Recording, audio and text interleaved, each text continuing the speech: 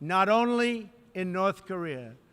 It is far past time for the nations of the world to confront another reckless regime, one that speaks openly of mass murder, vowing death to America, destruction to Israel, and ruin for many leaders and nations in this room.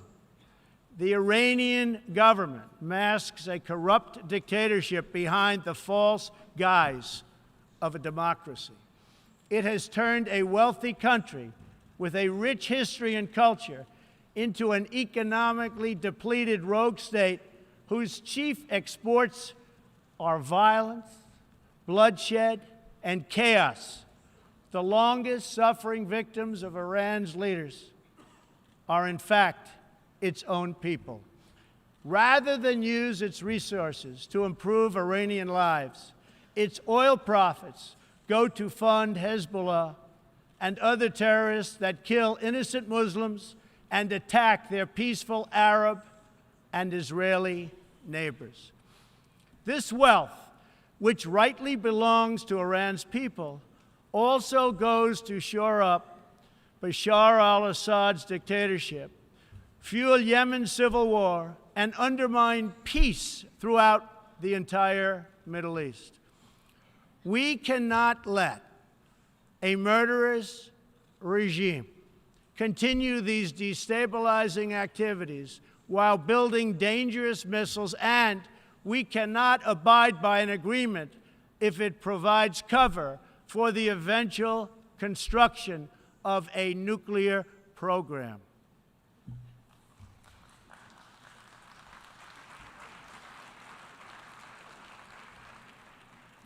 The Iran deal was one of the worst and most one-sided transactions the United States has ever entered into.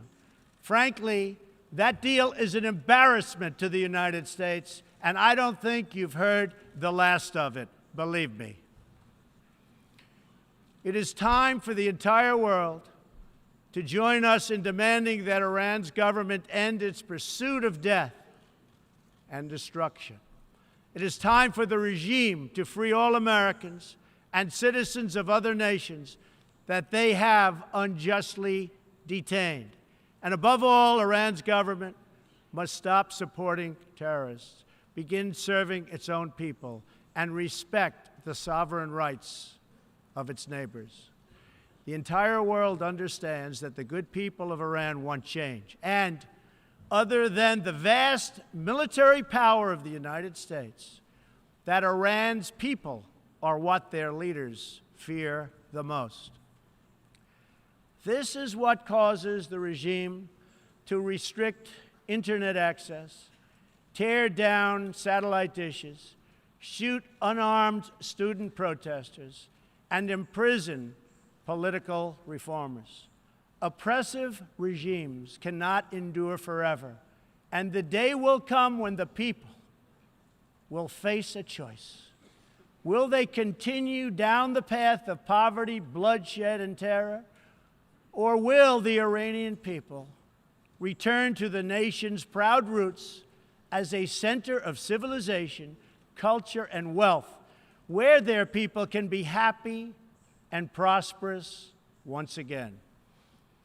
The Iranian regime's support for terror is in stark contrast to the recent commitments of many of its neighbors to fight terrorism and halt its financing.